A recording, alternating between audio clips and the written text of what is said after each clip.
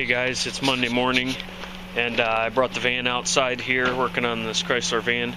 It's done. I came in yesterday and denibbed it, and those of you guys who talked to me on the Mumble last night understand I had no internet service on Sunday. I started uploading the videos from the progress on this vehicle, from primer to clear coat basically, and it got halfway through the upload and the internet went down. So I decided to take my smartphone and do an after shot of this, and with the internet being down, it just wouldn't upload it. So it was at like only 25%, and it was only a 6-minute video, and that took 4 hours to get there. So I think our connectivity was dropping off, and it was just getting progressively worse. So anyway, it got denibbed and buffed. There was only a couple dirt spots in it to begin with, and everything is nice. I've got it outside. You can see I'm standing out, the sun's shining, and I've got it aimed into the sun so we can catch a flop on this and see if we got anything that's sticking out. And by the flop, I mean, for those of you who don't know, if the metallic is laying goofy, if it wasn't put down well. So let's look at it.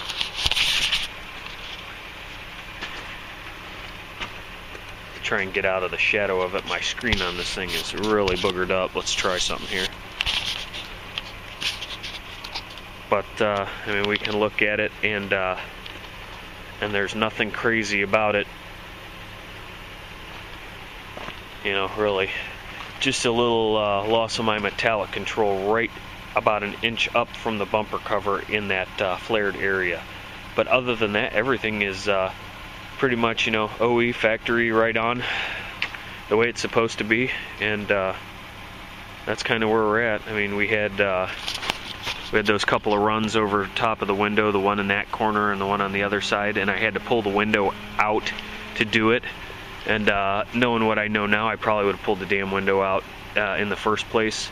You pull the interior trim off, and there's a 10mm bolt about here and here, and then you probably can't see through the glass, but the arm for the power window, there's a push pin in it, and you pull that out and then pull the window toward the back of the vehicle after you pull the hinge side away. And I did it by myself, and I was crapping razor blades that I was going to drop this window. So I had tape all over it, kind of holding it up in the jam over there because I was scared to death of dropping it. But everything went off without a hitch. You have to pull all the interior trim off, the top panel at least, and the one where the D-pillar is, I believe it is, where the seat belt comes down. And that seat belt is an absolute pain to figure out, but eventually we got her, so, you know, no harm, no foul there.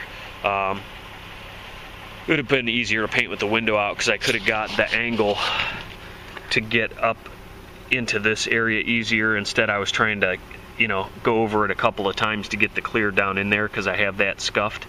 And I managed to do it right. It just sort of one of those deals where it kind of ticked me off because I flooded that clear into there and put those two little bitty runs in it. But I sanded those with 1000 grit and then 1500 and 2000, and it took no time at all. I have a little block it's about like that. It's not very big, maybe 2-inch. It's one that I cut down that I didn't like for anything else, one of those Motor Guard Holy Terror blocks, and I whacked it up into different size pieces because it's a pretty firm block and it works good for knocking out runs if you get them. And I did do the razor blade trick on that, and I know you guys, a lot of you guys don't like that idea because you're like, oh my god, why would you take a razor blade to fresh clear? Well, you just got to be careful with it and kind of have a little practice at it. So, and I put plenty of runs and stuff, so I got my practice in. You kind of got to wait until they're firm enough to actually do that and drag the razor blade perpendicular to it. And I've showed the trick before in the video, so I won't go through that again. Maybe I'll do it some other time, but on this one it was I was kind of nervous about messing that up there, so I was really focusing on what I was doing instead of trying to make sure you guys saw everything step by step. That was a tricky run to take out on a body line like that, and you got to be extra careful because usually at the top of a run and at the bottom of the run there is very minimal material, you know. Average to about your 2 coats of clear, but sometimes less. Just the way it goes, you know, it ends up being thin on those areas because it starts to flow over it. The clear tends to want to climb over the side of it. So, you know, that's where we're at. It matches the door perfect. I buffed the door too, just to shine it up so they're both nice and shiny, so you don't look at it and go, oh well, wait a minute, that doesn't look right, because there's 2 coats of clear on top of the factory clear. You know, when you add them up like that, you look at our body work and you can't even see a single flaw in it. It's dead on. So I like that kind. And we're already at about 6 minutes here, so from being in this van yesterday with the sliding door open, the battery went dead, and I was only in there for about an hour and it killed the battery. So I had to boost this thing this morning, put it on the fast charge. So that was my favorite tool today, putting her on there, and I'm just leaving this thing run for just a little bit longer here before I shut it off, because they're going to come to pick it up this afternoon, and I don't want the thing to have another dead battery. A 2-year-old vehicle really shouldn't have a junk battery, so it may have just been one of those things. Those lights in there may be a high amp draw type light. I would think they're not, but you know, I don't know. I'm real happy with that Iwata gun that I'm demoing. I can't blame it for the run up there. That was my own stupidity, you know, and being kind of, I don't want to say I'm painting in the dark, but I'm painting in the dark. So a lot of times when you're trying to paint in a low light situation, you almost need to have had some practice before and know what you'll screw up so you can try and avoid it. Even though I did have my big light on it, the light couldn't get me up to the roof. That was, you know, another issue. And of course, like an idiot, it didn't look like it was covered, and I tripled past that corner there. And I think I mentioned in the other video, I'm really surprised that I didn't have a puddle coming out of there. So, phone's ringing here. I'm trying to see who's calling. Yep, nobody. So yeah, I was surprised there wasn't a puddle coming out of that little area, because those are the kind of areas where you tend to, it'll track along this corner and then go whoop and blop out right there. And stuff like this style line in the body here, that's another area where your clear will kind of build up, especially if you get carried away with it. It'll pool up out of there, and I didn't have anything. I thought I was going to, but it all turned out sweet. So real happy with that gun. I think I'm going to go ahead and make the purchase on it. It just kind of suits my technique, and if you guys have had a chance to watch the marathon hour and 20 some minute video, I apologize, but splitting it up, I'm not good at rendering, so you guys get not a real-time start to finish, but you got a kind of a real world, hey, this is you know, clip by clip where it's at. I didn't really do any work without turning the camera on, so you saw all of it. And you know, with the exception of me denibbing those couple of dust specks out in that couple of runs up there, but you know, that's source for another video we could make too. So alright guys, I'm gonna cut you loose here. We're gonna get on the Duramax. I gotta turn the radio off here, so you know, stand by a second. I got some music going in the background here, so YouTube don't like that kind. Alrighty, we're gonna get right onto the hood of this thing. And I've talked about this in other videos, but I'm actually gonna do it here in a little bit, so that vid's gonna be tagged onto this. Dent to fill here. There's nothing really to pull. I may look and see if I can hammer and dolly it up from underside, but it might be an area that I can't get to. And then stone chips, and then we'll DA the whole hood down with probably 320, because I'll have at least one coat of base over the whole thing. There's so many stone chips, it's probably going to be pretty much all covered, so I want a 320 scratch in it. And we're going to get all that stuff cleaned up, dent filled, and try and get this in primer today, because tomorrow I'm doing CPR recertification training, which really doesn't have anything to do with my job, but I like to have it. And I've been studying to take my captain's license for a 6-pack license, and that has nothing to do with drinking beer, although most people that boat drink beer.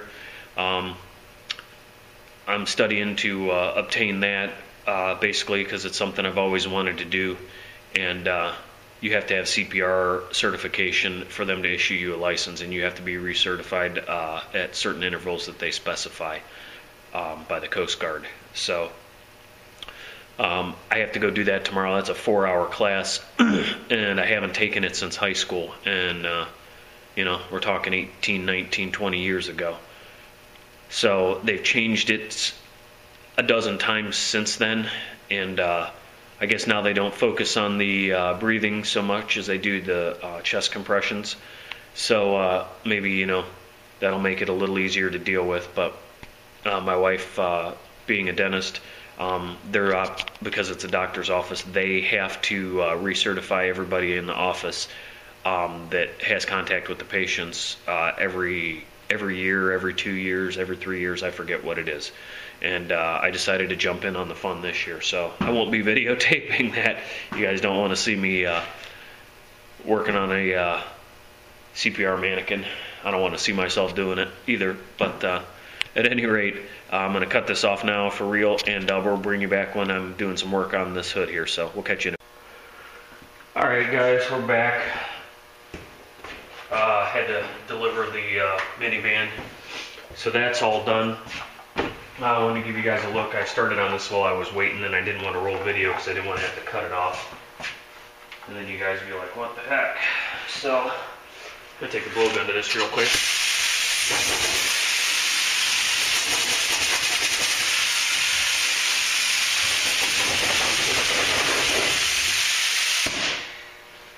Alright, so basically, I got you guys on a workbench here, and I have to like stand on something to even see what you guys are looking at, and the camera's only got about half a battery left, so we're going to do a little video and then I'm going to charge it. So I want to give you an idea. Each one of these feathered out spots was a stone chip, and I started out with 180 on the DA, and I used my workhorse DA for that. That's my 3/16 orbit Ingersoll Rand 4151, and then once you, you know, you're always supposed to hold the DA flat on your panel to cut flat. Well, the way I do it, when you've got one of these stone chips, I'll go up just a little bit of angle and break through the paint, and then get the dark spot where the rust is just starting, get it to shiny metal. Then I'll put the DA with the 180 grit on it flat and start sanding it till it feather edges out. Then I'll come back with my finishing DA 3/32 orbit, finer orbit, so it's a finer finish, less aggressive scratch, and we'll go around these repairs, and we'll go, I've been going over the whole hood because I want to knock the peel out of it. I am going to probably end up priming this, most all this hood. I mean, I got some spots up there, but I'm going to try and eliminate priming the entire thing, just so that when it comes time to paint it, I'm not using a ton of paint to cover this. Red paint's really expensive, and I'm running out of ground coat, and I want to save the ground coat for my new fenders that are coming. So we made the executive decision to get new fenders, and actually a buddy of mine found out that I was going to repair them, and he actually ordered them for me and said, I can't let you do that. I know how picky you are and what kind of work you do. So plus he's got a job for me to do, so we may do a little flippy floppy on that, and you know, wash that one out. But at any rate, I just wanted to get this done, and so we can get it out the door. The last thing that will have to be done, I have to rework that one passenger door with the bullseye feather edge in it. Everything else is good. That'll need buffed one more time, and my blend and my doors will get buffed. So we'll do that, but this is going to be in primer here probably within an hour and a half, because I'm almost 2/3 of the way done with this. And after I go over all these areas, all these, you know, feather edged areas, and make sure that I've got all the stone chips out, I'm going to take a soft interface pad, which you guys have probably seen before, but if you're new, you may not have.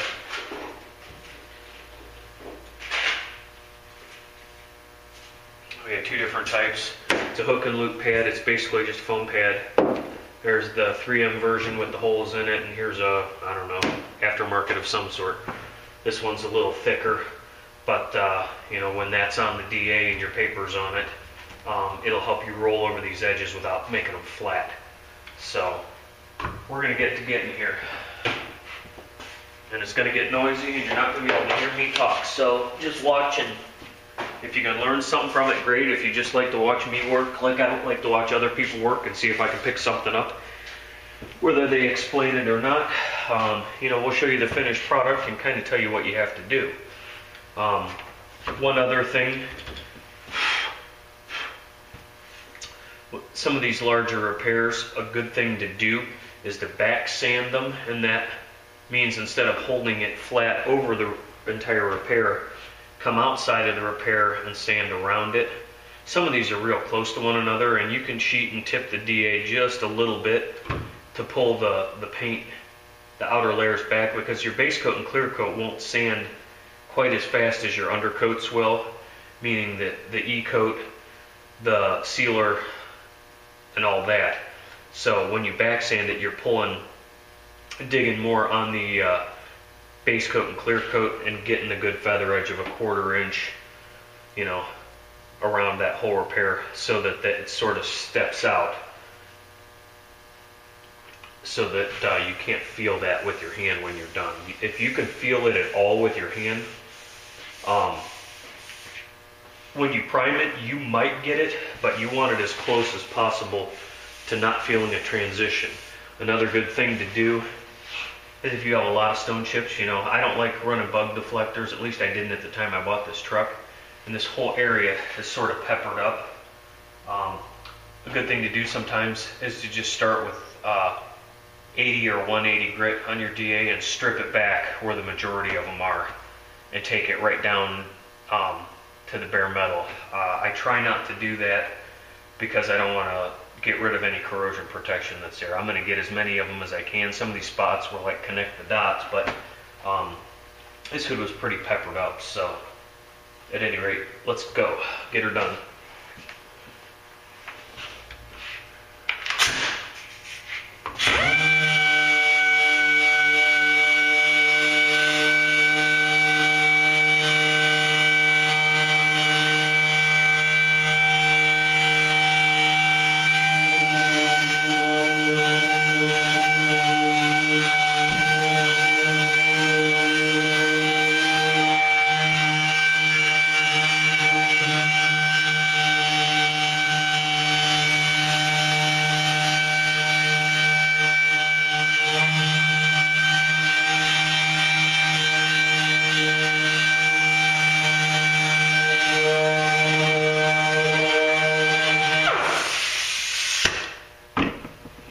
I've already found another stone chip, so I'll kind of show you how to take those out.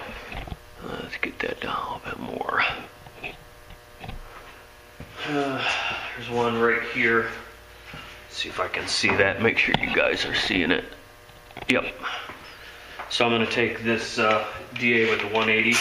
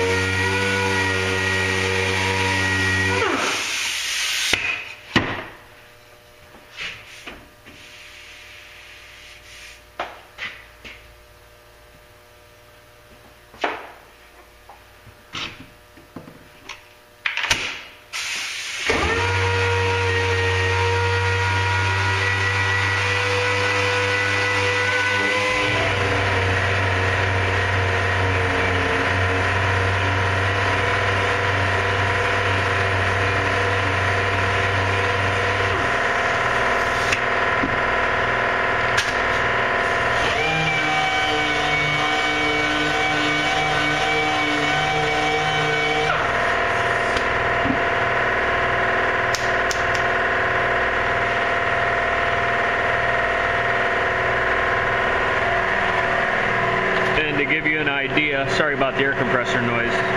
This is the one I was working on, and the stone chip, don't take it down to metal if the stone chip disappears before you hit metal.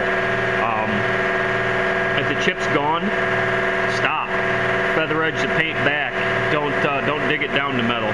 Most of the majority of these were all, the chip didn't disappear till I hit the metal underneath. So I'm going to cut you guys off there. I'm going to put this on the charger. This is about 10 minutes worth of me yakking. So what I'm going to do is just continue to go over this whole panel here with that 320. If you got fenders, you know, or adjacent panels that you're not going to be replacing, put some regular tape over these edges and some duct tape on top of it, so if you accidentally get outside of where you need to be, that you don't hit that fender and gouge it all up full of scratches, and then you go to paint it and you're like, oh man, I wish I would have done that. You know, the guys that do this every day, don't go taking those extra steps because it takes time, at least not all of them. You know, you learn to control your tools, and some of the guys just starting out, including myself, take an extra precaution sometimes. It might save you a headache in the long run. So we'll turn you back on in a little bit. Alright guys, it's mid-afternoon, maybe 2:30, something like that. And I did a little bit of filler work while I was in between scuffing this hood down, just that one little spot, and we're good to go there. So I want to show you guys how to back mask this and how to mask this hood, so you're just painting that. Of course I'm going to paint the hood and the fenders together, but until I get the fenders here, they're still waiting to be delivered. What I'm going to do is we're going to back mask this hood, and I'm going to show you how. So this is the way that I do them. You can do it any way you want, but this is the way that yields the best result for me. I believe this to be somewhat generally accepted as far as procedure. Sorry about shaking you guys up here. Alright. So here's what we got. Well, I'll bring you up close and show you. I've cleaned the whole underside of this hood about 3 inches in with wax and grease remover. I've scuffed all of the edges of this paint. Okay, that's all scuffed. My feather edging work is done as it's going to get. You put your tape on backwards, sticky side out, and go around the perimeter of the hood doing that. So we'll try and get you guys back far enough. I've kind of painted into a corner here, but usually I do this with the hood up in the air, but it's going to be hard to see. So basically what I'm doing is raise this back up.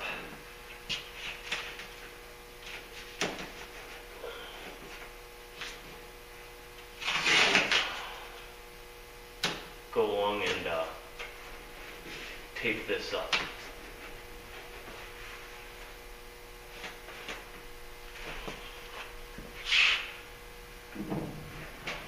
I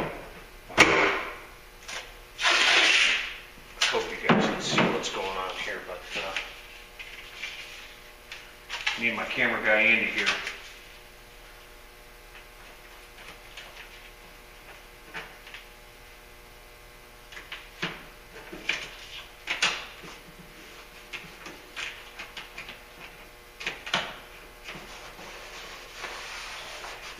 Make sure this is stuck real good all the way around the back. Sometimes it helps to tear shorter pieces of tape off, because if you're going around a curve and you pull a long piece off and get it stuck, sometimes it likes to pull away on you. So, you know, a foot, 2 foot at a time is the way I do them. And they're like this. If they're straight, you can usually just zip the whole thing at once. Or if you don't care if it wrinkles up or it really doesn't matter, then, you know, by all means, do it the way that you like to do.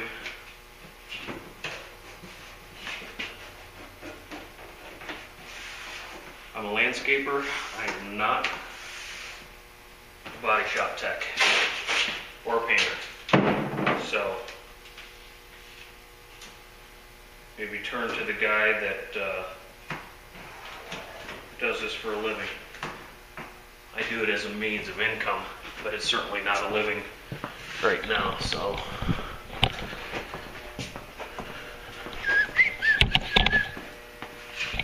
Probably easier for you guys to see on this side.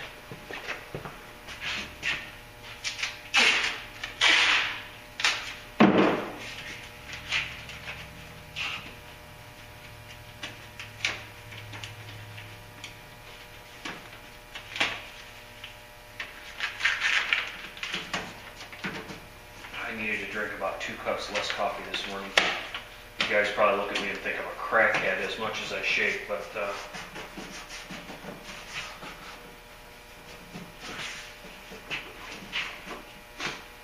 it's almost like having your own sanders for hands. You don't even have to move your arms.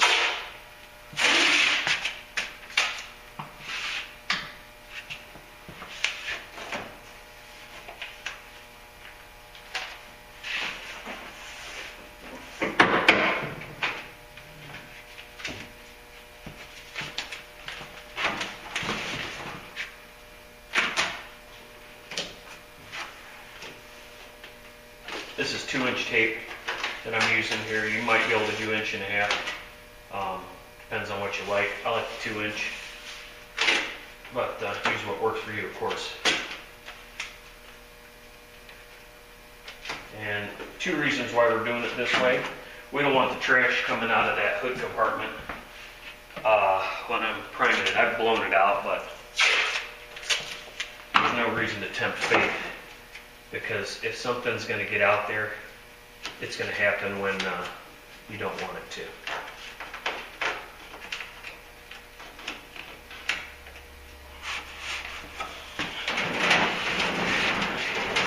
I wanted to move this truck back this morning, but I never did it. I was trying to buff my dirt nibs out of that van. Let's see, can you guys see that? You'll be able to see me here in a second. Or maybe we're good to put that camera.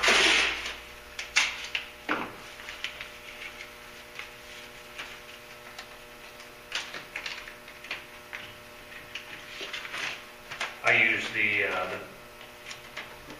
cheap type masking tape. It's still body shop tape, but or auto refinish tape, but it is not the 3M type green or yellow or any of that stuff. I used to use it, but when I started doing more and more of this work, I got out of the habit of buying it at $8 a roll. This stuff's a little less, but it's not free. They don't give this shit away.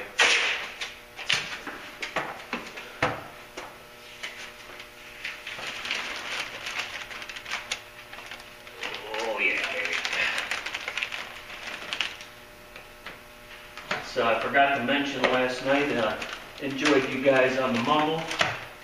Sorry about the crap audio on my microphone, but using the phone really sucked. I was looking to see if I could get cable internet at my house.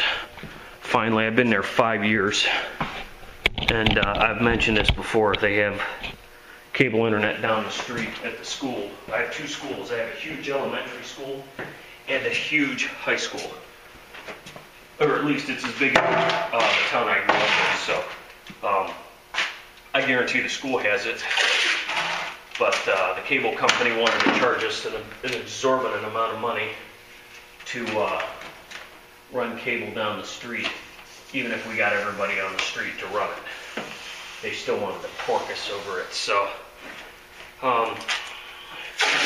you know, everybody's in business to make money, and I understand that, but when it comes to that kind of stuff, I don't have a good enough understanding of it to really criticize it, other than the fact I know I want what I want, and that's the way a lot of us think too, so.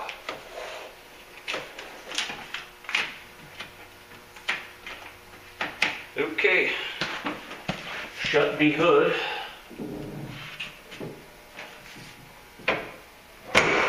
We're just going to let that rest on the first click there.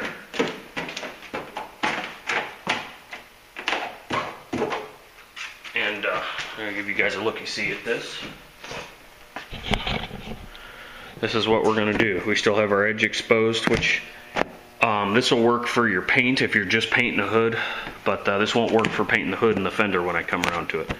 I just don't want overspray going in the engine, and when I pull my dirty ass plastic off of the roof there, which I'm going to blow off first, this is only primer, and we're going to hang some stuff around the front here. We're going to make sure this truck's covered up. I did accidentally overspray it just a touch when I was priming that van, but the truck still needs buffed, so I'm not sweating it too bad. Alright, so stand by here, and we're going to show you how this goes.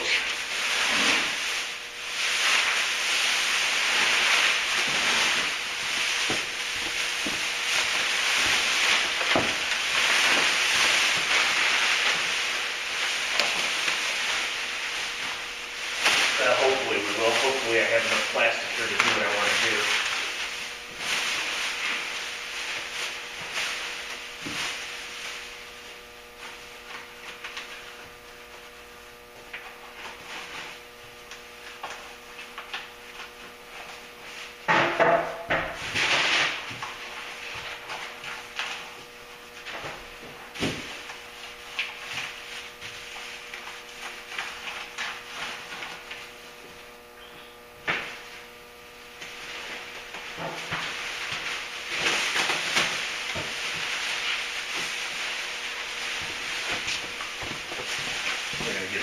Idea of what's going on here. It's kind of a pain in the ass when you have all these edges masked at once, because the plastic's going to want to stick to it, and sometimes you'll pull it off and it'll rip the plastic just a little, but I still like this method, and especially for priming, since I have plastic over the truck already.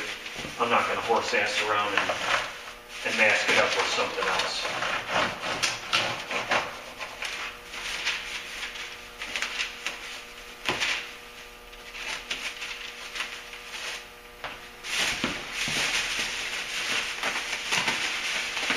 Starts to get tricky because we're masking it real tight, and I'm in front of you guys so you can't see me, but you're going to see here in a second how quick it is to mask something like this off when you already have plastic on the vehicle.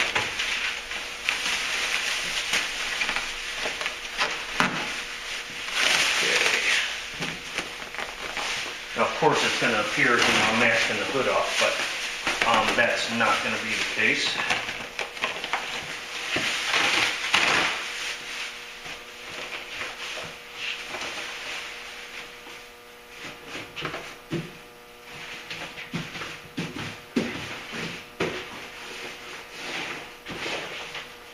Some guys don't like to pull it so tight, and they like to follow it with the razor blade.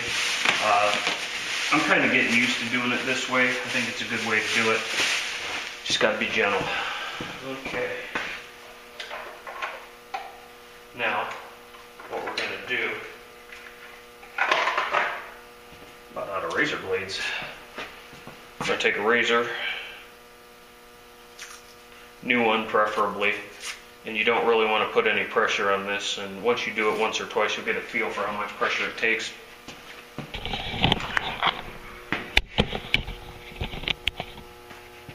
So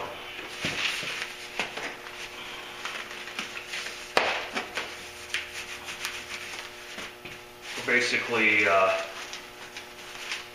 taking a piece out of the puzzle here.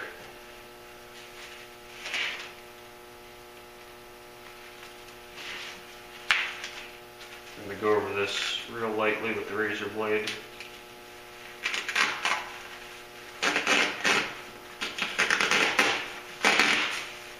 Just drag the razor across it. This plastic cuts super easy, guys, so don't worry about it. Just drag that razor across it. Pull it as you go.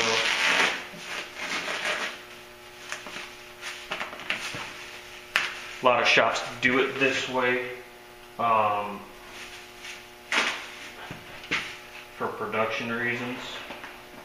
It's pretty quick, and you only have to have one kind of material.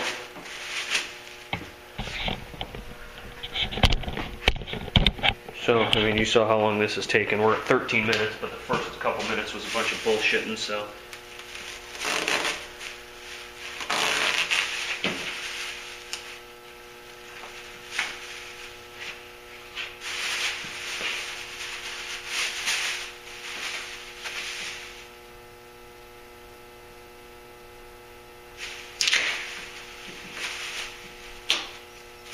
And you want to make sure not to cut too close to your soft edge, because what's going to happen is you'll get little stringers of plastic that'll blow around, and you don't want that stuff coming up and hitting your fresh coating, you know, primer, paint, sealer, whatever the hell you're spraying. You don't want plastic chunks sticking in it. That's why some guys don't do it this way.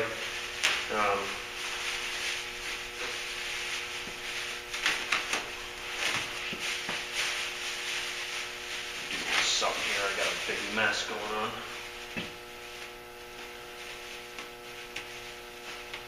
And I may have to go back and touch up, but I have to bounce around a little bit. Bear with me here, guys. You're kind of seeing how I started doing it, so just gonna have to wait a second till I can get the camera back.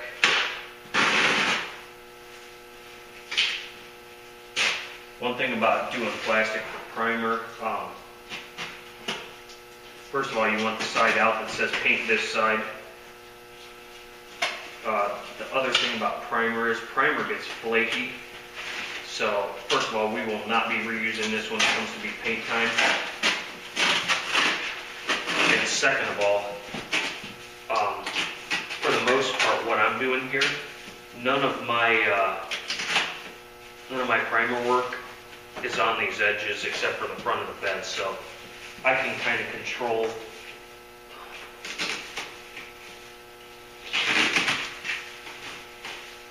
the amount of overspray that's going to get on this plastic as far as wet, you know, wet overspray, spraying past the panel type thing.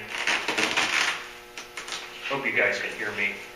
I listened to the video the other night, and I don't know, that camera, the audio really sucks on it, but it's all I got, guys, so bear with me until I can afford some more highfalutin equipment here. That Kodak Placeboard is, it's a good starter camera. I'd recommend it to anybody, because so far for me, I'm not real hard on stuff, so it's lasted me quite a while. But that's it. I'm going to cut this this back edge off here real quick, and I guess you guys can sort of half-ass see that.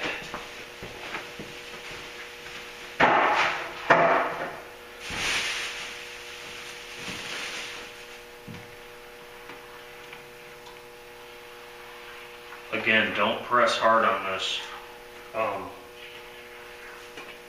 Plastic will cut really easy.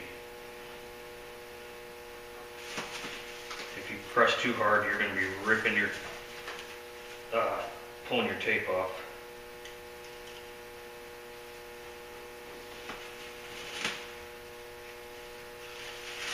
And don't cut into your, don't cut into the finish on your vehicle either.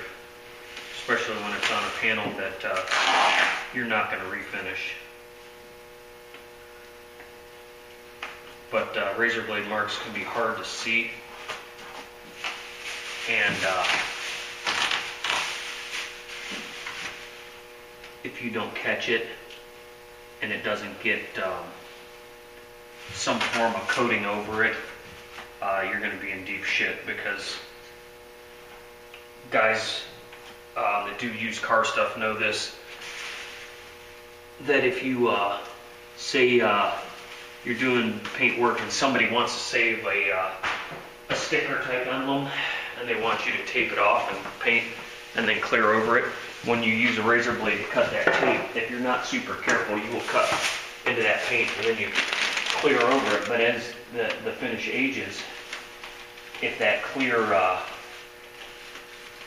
doesn't stay where it was supposed to be over that sticker and the edges start to lift, you know, just because of time or improper scuffing or whatever, that you know, you can have a issue with rust and corrosion and things like that. Boy, I say a lot, don't I? There we go again.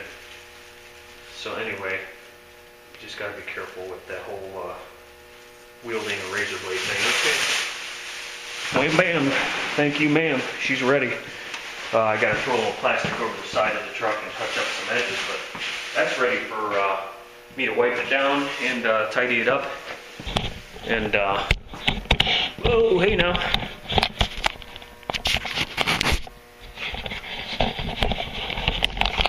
That's basically it. I gotta pull my edges down, my tape rolled up here, but we'll pull that down. And if you have any areas that get goofy like this, you can rip a hole in the plastic and put a piece of tape on it to pull it down. Another thing you can do is tape those edges down first and just leave a little narrow area of tape exposed with sticky side out, and then cut it off. That might have been a better choice for doing it this way, or for doing this hood with this curve in it, because it's pulled tight and it's touching. But again, it's only the primer stage, and I'm not going to really be, you know, where that's trying to go up on me. I'm not going to be anywhere near that because I'm not priming up there. I'm not burying this whole hood. We're going to put 3 coats of primer on all this stone chip area here, and then around those few miscellaneous spots. The farthest one I have up is way up here. So we're going to try and minimize the amount of base coat we use. So there's a quick start of the day and taping video for you, and we'll bring you back when it's primer time. See ya. Alright, we got 60 degrees in here. I'll let it warm up to about 70. Got the heat going. Something I wanted to show you guys. This is etch primer in a can. Hold on.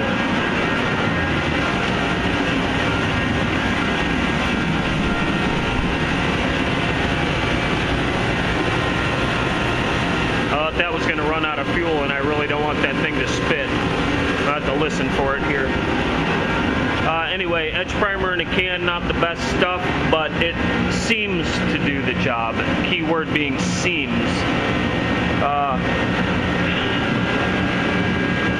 I've dusted all of my bare metal spots, 2 coats, as per the instructions on the can. A lot of them say it should be transparent. This particular brand does not end up transparent. So before you criticize what I've done, this, according to the P-sheets, is how this product is to be used. So we're going to let this flash for about 20 minutes. It says 15 to 30. We'll give it 20.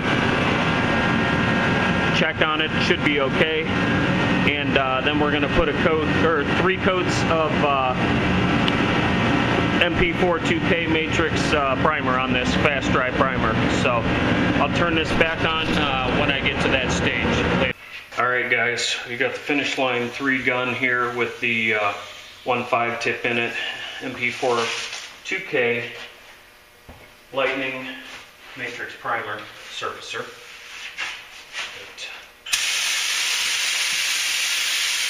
Kind of tack this off a little bit here.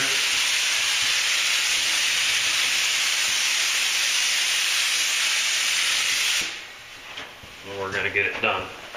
Now I've got the air pressure turned way down to about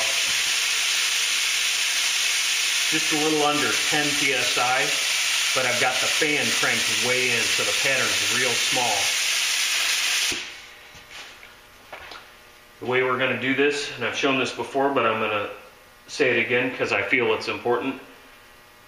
Prime from the outside in, so go an inch or 2, probably 2 inches beyond your repair area.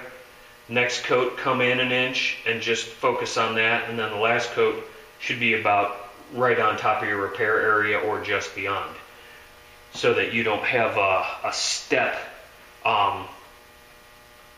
coming from the outside in, or from the inside out. It'll be actually the opposite, and that tends to not map the repair area out. Some people do it different. That's the way I was taught.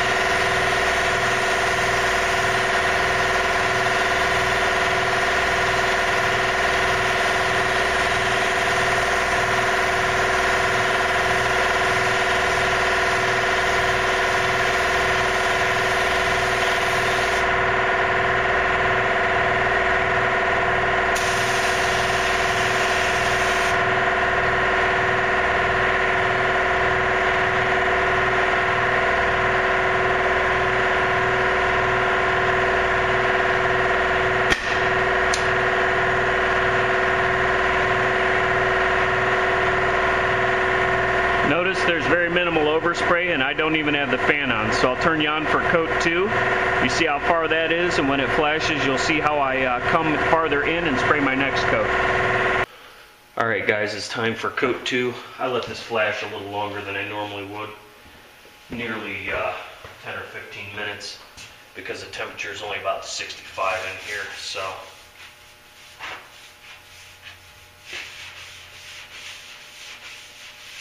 take our best old dirty tack rag here and wipe some of that overspray off.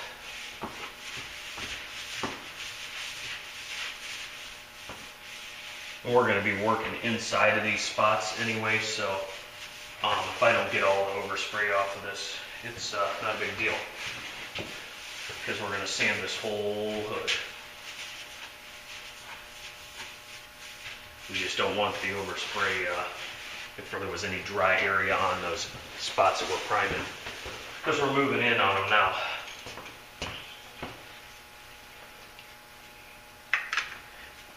One thing I forgot to mention, I said I'm running a super low pressure and the fan's cranked in. I'm also feathering the trigger, because if you do a full pull, you'll have runs all over the place.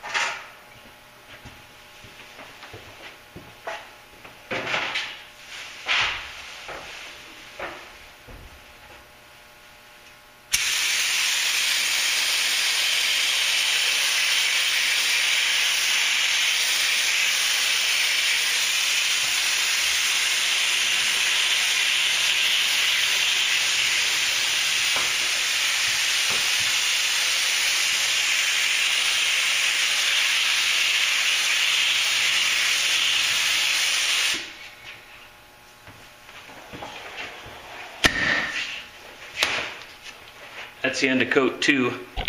I'll show you guys real quick. You can see where it's wet and where it's not wet there. I stayed in just a little bit from my repair, and my last coat will be even tighter yet.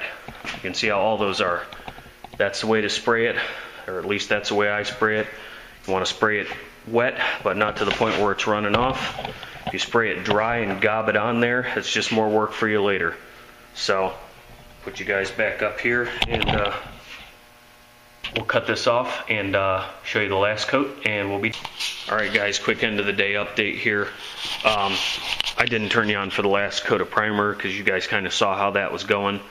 You know, we just kept stepping it in closer and closer to the repair from the outside in. I've got some guide coat on it here. I think I'm going to have to reprime some of this stuff too, because it's ringing on me. You can see the edge of the feather edge. I didn't get it as close as I thought I did. So, plus I had to put a little reducer in that primer to get it to spray right, so I didn't get the build that I wanted to out of it. And it's cold in here and all those other things, so we'll block it out, see how it turns out, probably leave it bagged up and put another coat. I'll probably dry sand this, even though I don't like to, just be easier, and then blow the dust off of it and hit it again. So that's it for now. I'll get this uploaded for you. Hope you're having a good day, and we'll catch you.